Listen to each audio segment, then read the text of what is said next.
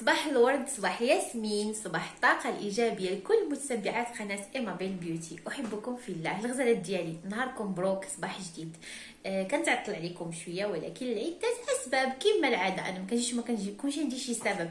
المهم ما عنديش شي سبب يعني الآخر، ولكن بغيت نقول لكم قبل ما نهضر نحط لكم وصفة هذا النهار.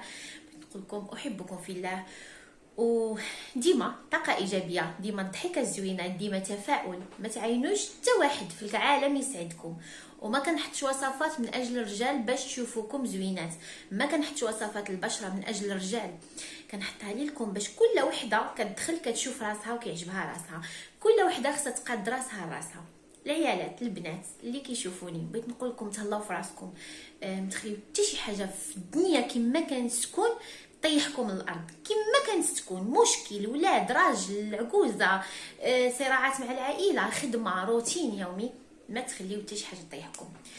وصلي لدرجه انك خصك تسعدي راسك براسك، ما تبقايش عيني شخص يساعدك. ما كاينش اللي غيساعدك في هذا الوقت، كاين غير اللي يعطيك طق مور الودن. دونك خصك تسعدي راسك براسك. انا مهمه دايره حتى حاجه تصبح مكحله عيني من البارح. وشو غادي نقول لكم، كنقدري شويه من هنايا دايره شويه د العكاكر بزاف اللي كيتنمروا. لا كديري فون دو تان، كديري ما لا حول ولا كل واحد كيهضر على القلب ديالو لداخل. كل واحد انا ايمان كتبان بالماكياج، كتبان بلا ماكياج، ما عنديش مشكل، متصالحه مع ذاتي. عندي عيوب ماشي مكموله، الكمال لله. وانا ما درتش اليوتيوب باش نعجب الناس كاملين، وما درتش دخلت على السوشيال ميديا باش نعجب الناس كاملين. كانت رسالتي انها واضحه، نوصل لكم واحد الفكره. المهم شكرا على دعواتكم معايا. كيقولوا لي ايمان، واحد الكمه ديال الناس اللي تصافتوا معايا في هذا مؤخرا، ديال ايمان مالك، شنو واقع لك؟ البنات راه ما المهم كاين شي حوايج ما يمكنش نقولوهم في السوشيال ميديا، كتبقى اسرار ما يمكنش. لكن انا راه ما عنديش مشكل مع زوجي، اقسم بالله ما كاين شي مشكل معاه ولا مع ابنائي. دابا شوف، خصكم تعرفوا هو انني انا كنعاني من الموت الام ديالي بعدا اول حاجه، لان انا في هذه اللحظه اللي انا فيها، ولو اعوام جايه، ولو 100 عام، ما كاينش شي حاجه اللي غتخليني نبكي او نغوت او نقطع حوايجي قد المرحله اللي وصلت لها فاش تلقيت الوفاه الام ديالي. هذاك الله يرحمه ويسع عليه، هذاك هو اصعب احساس عشته. فانا دابا حاليا اي شخص او اي كان شكون ما كان يكون، ولو لدرجه ان راه ما يمكنش حد يقولها، ولو حتى ابنائي، انا اللي بغا يمشي الباب مفتوح. انا انسانه لا يعذبها غائب ولا اشتياق ولا حتى حاجه. انسانه قد ما عطيني ربي واحد كم د الحنان، واحد العاطفه، عطيني واحد القسوه خايبه دي مومون كنكرهها في راسي. ما علينا. المهم بغيت نحيي المنتخب ديالنا المغربي الصراحه، اللي شرف بينا وشرف بالعرب كاملين. واللي بزاف قالوا لي ايمان ما هضرتيش على كره، واش ما كتفرجيش في كره؟ خصيصا انا ما كنتفرجش في كره بزاف، ولكن البارح جاني واحد الاحساس انني نخرج، وخرجت فعلا. مشينا تفرجنا في كره، واحد الاحساس رائع. كتشوفي سبحان الله القشعريره. صراحه تهنئه للمنتخب المغربي اللي شرفنا بصراحه. اسود معروفين هادو من زمان. المهم ندخلوا اختي في الموضوع دابا. ما تبقاوش تدوروا عليا وتبقاو تصنتوا كتشوفوا كتعينوا شنو غنقول. اللي كتعيطوا لي ايمان اختي بغينا وصفه المؤخره والارداف، منيتك ما حاطه انا والو. 450 فيديو ما حاطه فيه حتى حاجه، ما دايره فيكم حتى حاجه. انا راه اسلوب باش كنهضر معكم غنبدلو، غنولي نعاير ونولي نريش لا ما نلحقكمش. هي الضحكه ديال الدجاجه. المهم شوفوا البنات، حطيت عده وصفات، وبزاف اللي سولوني على الوصفه ديال الثوم اللي تحامل المؤخره. هادو صراحه ريزولطا ديالهم افيكاس، ولكن انا درتها واحد المده قصيره وحبستها، لان ما يمكنش نزيد اكثر، وحبستها. كيقولوا انها كتحبس منافع مانع الحمل، كتحبسو.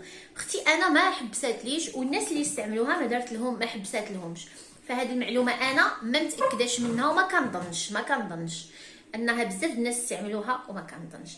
هذه من اخطر واروع وصفات لنفخ المؤخره بالضبط والارداف. صراحه هذه اخطر وصفه. علاش نقول لكم علاش اخطر وصفه؟ لانها باش كتخرج لك. نعطيكم الطريقه، هي تبعوا الفيديو للاخر. الثومه كتخرج لك المؤخره والارداف لانها سخونه هي بزاف، وأون بليس كتخوي لك المعده ديالك من لي غاز اللي كتعاني من القولون العصبي، اللي عندها مشكل ديال الكرش منفخه والمؤخره كتجي ما بايناش. فهاد المشكل هذا كتحلو لك هي من بعد استعمال ديال كل يوم. نوريكم الطريقه، غير تبعوا الفيديو الاخر. غادي تلاحظي 3 ايام الاولى خروج رياح قويه من الجسم ديالك، يعني كتدخلي كتخرجي الريح بواحد الطريقه اللي خايبه، وواحد الرائحه كريهه. راها الثومه كتنقيك من الداخل. بيان سور كيكون من الدبر، عندكم تمشيو ديروا شي كارثه من القدام، دونك هذه من الدبر. هذا الفيديو خاص النساء. انا ما عرفتش راجل علاش كيدخلوا كيتصنت لهذه. واش باغي تخرج انت مؤخره؟ ما نعرف، ممكن حيت كاين ناس كاين كيتابعوا، كاين امراض نفسيه، كل واحد وعقله.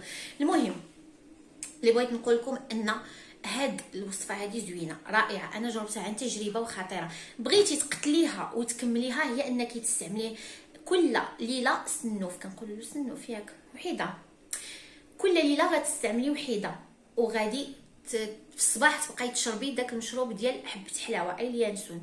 الا استعملتي هادو بجوج راه نتيجه في 10 ايام غيبان لك الفرق، فرق شاسع شاسع. كل ما كتحتاجي انك غتاخدي واحد مقيله بحال هكا وغديري فيها، شوفوا شحال الزيت بلديه، زيت الزيتون نقيطه ياك، عينو سمحوا لي حيت انا كنخدم واقفه دابا. غادي تشدي هاد السنين في هذا، ولكن من الاحسن يكون صغير. عندك شي ديري ليه شي مصيبه كحله وتصدقي، ما تقديش تجلسي تبقاي ما بين خرجت عليا. المهم كتقشري هذا كومسا، عرفتي بنات فاتيكي وحق الله. المهم كتقشري هذا ها هو، وكتشديه كتشحريه هنا مده ديال 2 ثواني على 3 ثواني. علاش كديريه في الزيت بلديه؟ باش كيسهل حتى الادخال ديالو، وكتخشيه سخون وكتدخليه في الدبر ديالها وصافي. بالحق حتى كتكوني غتنعسي، ما ترجعيش تدخلي للطواليت. بيان سور بغيتي دهني بزيت الحلبه وزيت الكثيره فهذه خطيره. يعني بالنسبه اللي بغات انها تزيد تكمل مفعول بزربه، تستعمل هذه كل ليله في الليل، كل ليله دير واحد. وما تخافيش، راه قلت لكم داك مانع الحمل ما كاينش منه، حيت الناس استعملوه وما كاينش. انا بيدي ما زدتش ولدت الحمد لله يعني. وكتستعمليه كل ليله، ومن بعد كتشربي داك الكاس ديال اليانسون او كدهني بزيت الحلبه وزيت كثيره، ما عندكش ماشي مشكل، استعملي غير هذا كل يوم وردي عليا من بعد 10 ايام. شوفوا النتيجه كي دايره. حاولوا ما تشوفوش راسكم في المرايه كل نهار، ملي كتشوفي ما كيبانلكش تغيير، بحال كتكون عندك واحد الطاش كتبقاي تعينيها فوقاش غتحيد دونك ما كتحيدلكش كل نهار الا كنتي كتشوفي في المرايه. المهم هذه هي الوصفه اللي انا هضرت لكم عليها ديال تكبير المؤخره والارداف، واللي انا متاكده منها مليار في المية، وديجا حطيتها في قناتي. شحال هذه تكون دي شي عامين باش حطيتها. فمن احسن الوصفات لتكبير الارداف والمؤخره في ظرف وجيز هي الثوم، السنوف ديال الثومه، وما عندها حتى شي اضرار، بالعكس عندها منافع اكثر من الاضرار. انها كتسحب البرد من رحم المراه، وانها كتعطي سخونيه للجسم ديال المراه من التحت، ولا غاكل كتنظم لك وكتعطيك بزاف ديال الفوائد. والثوم وصي عليها. انا شخصيا كنفطر بها مع البيض، شي حاجه واو قليل اللي غيقد يفطر بها، ولكن انا كنفطر بها في الشتاء اغلبيه، في الصيف ما قدش ناكلها. احبكم في الله، كنحماق عليكم، حطيت لكم وصفات عديده، كنتمنى تدخلوا وتشوفوا لي فيديو باش تستافدوا اكثر. لهلا خدتكم عليا اروع متتبعات، واللي بغات شي وصفه تخليها لي في صندوق الوصف او في لي كومونتير، ارد عليكم واحد بواحد. احبكم في الله.